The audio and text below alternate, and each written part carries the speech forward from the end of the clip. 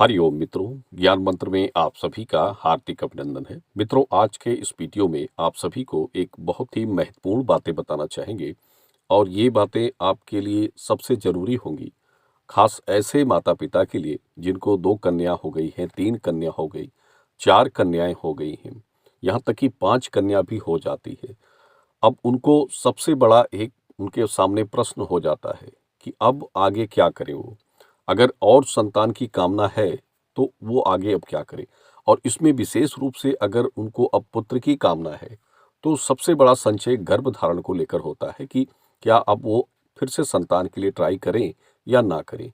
क्योंकि 2-3 पुत्रियाँ होने के बाद फिर सबसे बड़ा संशय हो जाता है कि फिर अगर कन्या हो जाती है, तो क्या करेंगे? देखिए, सभी माता-पिता चाहते हैं कि पुत्री होती है तो पुत्र भी हो उन्हें।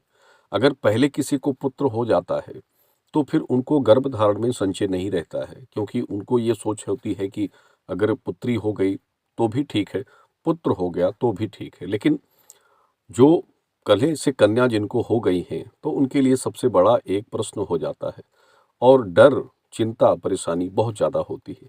देखिए, आपकी जानकारी के लिए आपको बता दें कि कई ऐसे माता-पिता भी हैं, जो हमारी जानकारी में हैं, जिनको 4-5 कन्याओं के बाद भी पुत्र का सुख प्राप्त हुआ है और हमारे माध्यम से हुआ या ईश्वर की प्रक्रिया, ईश्वर की कृपा से हुआ, ये उनका भाग्य है। क्योंकि कोई भी देखिए, सबसे बड़ी बात ये होती है कि जो चीज़ आपके जीवन में है, जो आपके भाग्य में है, वो कोई छीन नहीं सकता है। वो आपको निश्चित रूप से कभी न कभी मिलेगा और जो आपके भाग्य में नहीं है, उसके लिए आप लाख प्रयत्न कर लें, लाख उपाय कर लें, पूरी दुनिया आपके पीछे लग जाए, लेकिन वो चीज़ आप नहीं प्राप्त कर सकते हैं। ये होता है सबसे बड़ा संयोग, जिसे कहते हैं कि जो चीज़ आपके जीवन में लिखी नहीं है, आपके भाग्य में उसका अंश ही नहीं है, वो आप कभी प्राप्त नहीं कर पाएँगे और जो आपके भाग्य में है, उसको अगर पूरी दुनिया लग जाए, तो वो आप प्राप्त कर लेंगे।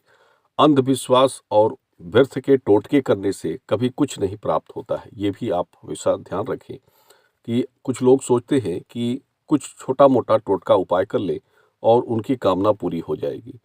तो वो एक व्यर्थ के अनर्गल प्रयास आप करते हैं, उससे कोई लाभ नहीं होता है। कुछ ज़रूरी चीज़ें होती हैं जो आपको ध्यान में रखनी चाहिए और ये आपके भाग्य के आधार से है, क्योंकि प्रयास आप करें, बाकी शेष आपका जीवन आपके भाग्य कर्म के ऊपर निर्भर करता है कि आप अपने जीवन में किस कर्म के अनुसार, किस मानसिकता के अनुसार चल रहे हैं, ये भी सबसे बड़ा विषय होता है।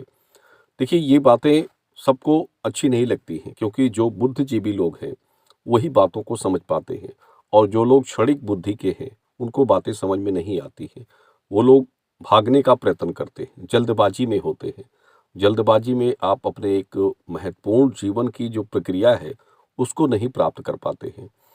देखिए, 2-3 कन्या के बाद, 4 कन्या के बाद अगर आप फिर संतान की कामना के लिए सोच रहे हैं, तो फिर सबसे ज़रूरी क्या होता है? इसमें सबसे बड़ी बात ये आप ध्यान रखें। इसमें सबसे ज़रूरी ये होता है कि आपका जो जैसे स्त्री का गर्भ-विषेक जो होता है, उसको बदलने बदलने का प्रयास करना चाहिए। वो गर्भ-विषेक बदल जाए। बार-बार उसी गर्भ से एक संतान की प्राप्ति होने का कारण क्या है? तो उस कारण को बदलना सबसे प्रथम कार्य तो ये होता है। उसके बाद अगर वो बदलता है, तो निश्चित रूप से आप दूसरी संतान की प्राप्ति कर लेते हैं। यानी उस संतान का योग हट जाता है और आप दूसरे संतान के योग को प्राप्त करना शुरू कर देते हैं। यही सबसे बड़ा विषय होता है। देखिए, किसी भी स्त्री के लिए सबसे ज़रूरी तो ये होता है कि जब आप जैसे आपको पहले से कन्याएँ हो गई हैं और आप अब दूसरे संतान के लिए प्लान कर रहे हैं, तो उसमें सबसे बड़ा विषय है कि आपके खान-पान में परिवर्तन होना चाहिए। डेट आने के बाद गर्भधारण में परिवर्तन होना चाहिए और डेट आपकी किस समय में आ रही है, इसको भी ध्यान रखना चाहिए। ये कुछ मुख्य बातें हैं और यही बातें आपके संतान के विषय को प्राप्त करवाती हैं। सबसे बात तो ये कि गर्भ की विशेषता, यानी जो आपकी प्रजनन प्रक्रिया होती है, गर्भाशय की प्रजनन प्रक्रिया, उसमें बदलाव होना। वो बदलाव तब होता है जब आप कुछ ऐसी चीज़ों का सेवन करते हैं, ऐसी चीज़ों को खाते हैं, तो वो पुरानी प्रक्रिया बदलकर नई प्रक्रिया में आ जाती है और इसके लिए सबसे बड़ा एक उपाय होता है गाय के दूध का। और गाय का दूध जो बछड़े को जन्म देने वाली गाय होती है, और उसमें भी गाय अगर जैसे काली चितकबरे रंग की गाय अगर आपको मिलती है और उसका दूध आप सेवन करते हैं तो बहुत बड़ा रामबाण का कार्य करता है।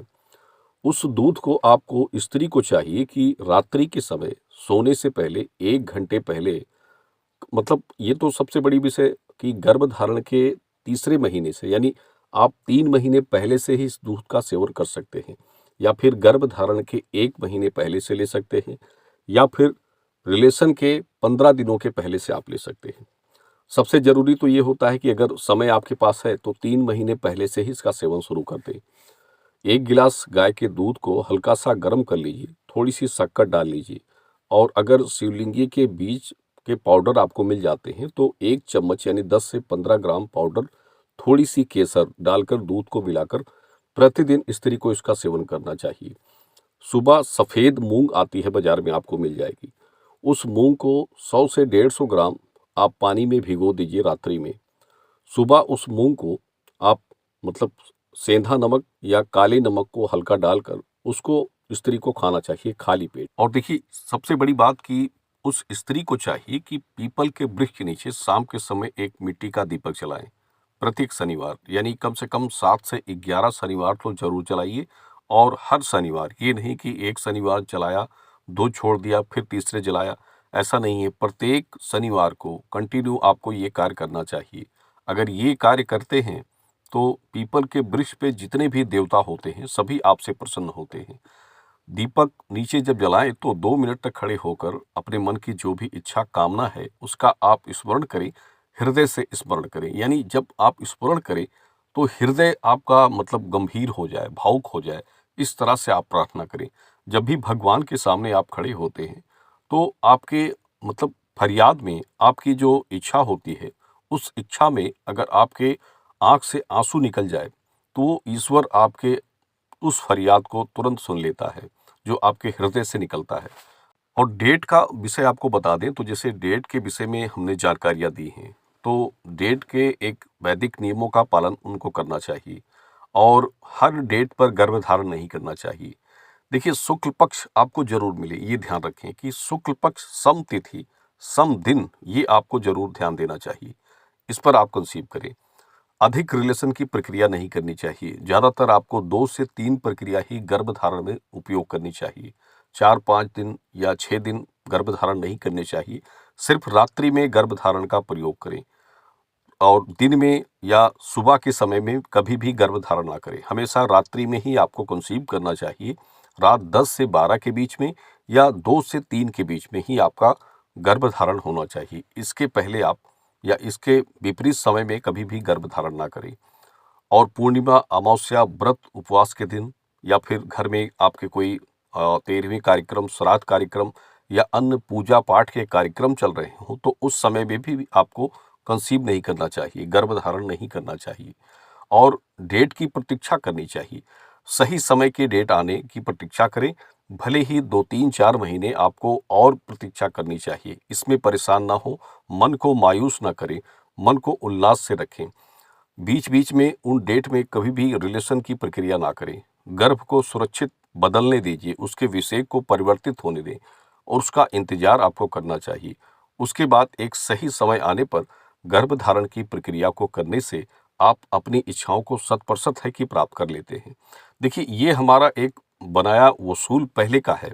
हमने पहले भी जिनको जानकारियां आज के 7-8 वर्ष पहले जिनको दी हैं और उनमें कई ऐसे माता पिता थे जिनको 4-5 पुत्रियों के बाद पुत्र का योग बना है।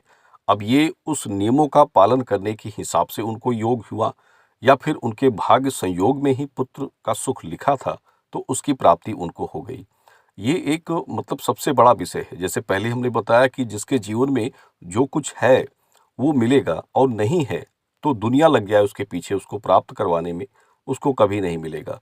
जब ईश्वर साक्षी होते हैं, जब ईश्वर आपका साथ जिस चीज़ में दे देते हैं वो चीज़ आपको बिना किसी परिश्रम के और बिना किसी मेहनत के आपको प्राप्त हो जाती है। इसी तरह से संतान योग भी आपके जीवन में आपके कर्म, आपके नियम और आपकी मानसिकताओं के आधार से ही बनता है।